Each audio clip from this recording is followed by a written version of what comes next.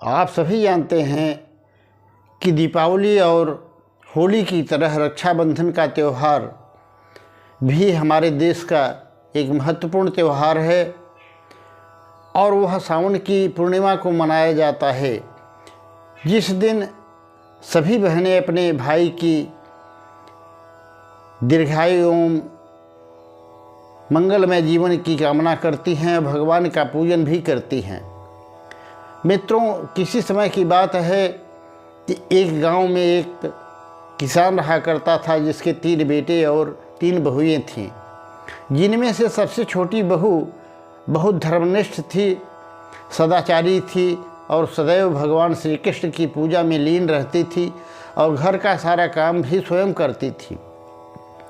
मित्रों, रक्षाबंधन का त्यौहार आने वाला था, दूसरे दिन होने वाला था, तो उसके एक दिन पहले उसकी दोनों जेठानियाँ घर का काम सुबह उठ कर के जल्दी जल्दी कर रही थी। तो छोटी बहू जा कर के उनसे पूछी कि बहनों, आप लोग बताओ, आज बड़ी जल्दी जल्दी काम कर रही हैं, क्या बात है, इतनी जल्दबाजी क्यों है? तो उन दोनों ने हंसते हुए उसका मजाक उड़ाते हुए कहा कि अरे, कल रक्षाबंधन का त्यौहार है, तुम्हारा तो कोई भाई है ही नहीं, तो तुम क्या जानोगे भाई और बहन के रिश्ते का और रक्षाबंधन के महत्व को। उसको यह बात बहुत दिल को लगी ठेस और दुखी होकर के भगवान श्री कृष्ण के विग्रह के सामने जाकर के हाथ जोड़ कर के रोने लगी और उनसे कहने लगी कि प्रभु, काश मेरा भी कोई भाई होता तो मैं भी राखी बांधती, और आपने मुझे ऐसी स्थिति में ला दिया है कि ऐसे अपमानजनक शब्द सुनने पड़ रहे हैं।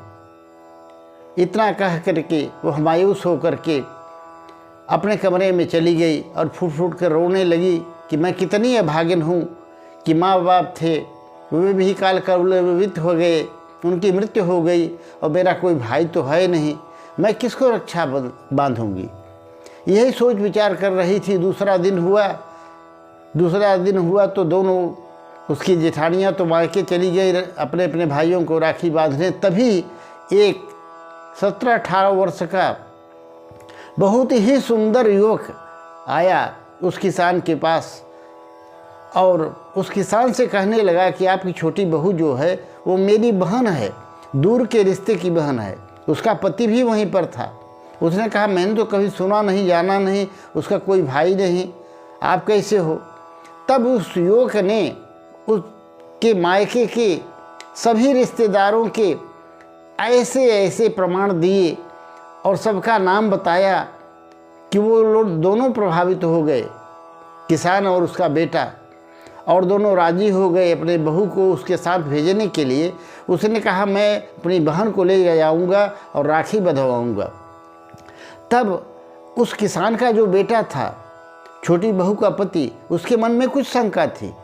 उसने कहा, देखो आप ले तो जाइएगा, मैं लेकिन लेने के लिए मैं खुद आऊँगा आपके घर। तो उस युवक ने मान लिया कि ठीक है, आप ही लेने आना, पर मैं इसको लिवा के जाऊँगा और राखी बंधवाऊँगा। वह अपनी छोटी बहन जिसको मान लिया था उसको लिवा करके चल दिया। रास्ते में छोटी बहू जो थी उसने कहा, भैया आप तो पहले कभी हमसे राखी बंधवाने नहीं आए और न मुझे कभी बताए कि आप मेरे भाई हैं, इसमें मुझे कुछ शंका हो रही है, आप बताइए।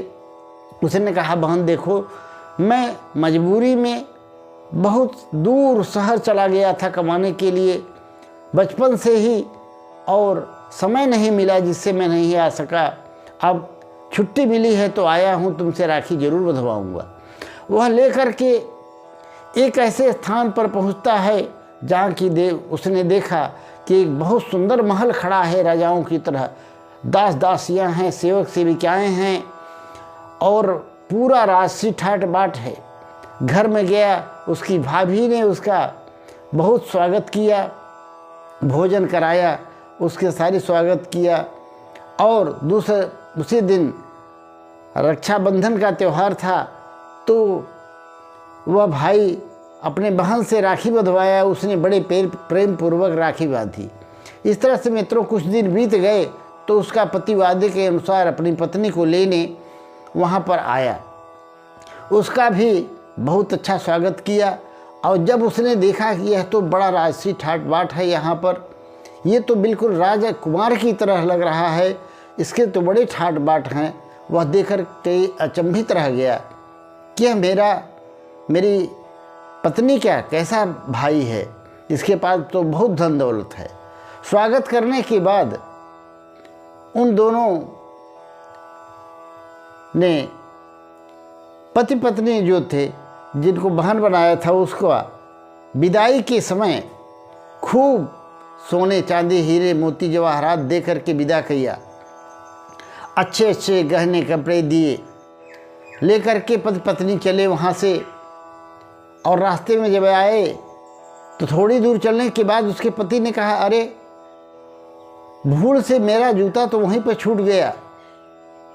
उसकी पत्नी ने कहा, अरे इतना ज़्यादा धन संपदा आपको मेरे भैया ने दिया है और भाभी ने दिया है, छोटी मोटी बात करते हो, तुम जूते के लिए परेशान हो, हम बहुत बढ़िया बढ़िया जूता खरीद लेंगे, बहुत पैसा दिया है उन्होंने। पर वह माना नहीं और कहा, नहीं मैं तो जाऊंगा और जूते लेकर आऊँगा। वो जाता है, जब जहाँ पर महल था वहाँ पर महल तो दिखाई नहीं दिया, कोई नहीं दिखाई दिया, केवल एक पेड़ के नीचे जूता पड़ा हुआ था।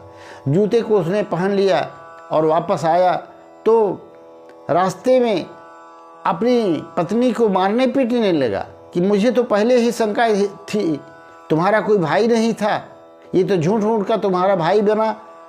और वह इतना कह करके अपनी पत्नी को खूब मारने पीटने लगा। तभी तेज प्रकाश हुआ और जोरदार आवाज़ के साथ भगवान श्री कृष्ण स्वयं प्रकट हो गए, जिनका तेज मानो हजारों सूर्यों के समान था।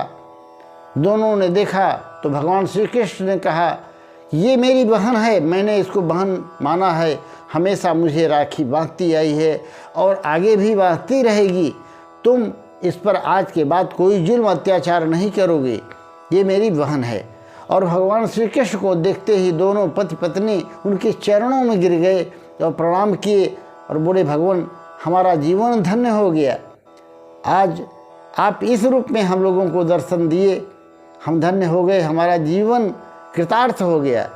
और दोनों ने प्रणाम करके वह संपत्ति लेकर के जैसे ही भगवान अंतर्धान हुए वहाँ से अपने घर चले आए और घर पर आकर के आनंद से जीवन बिताने लगे।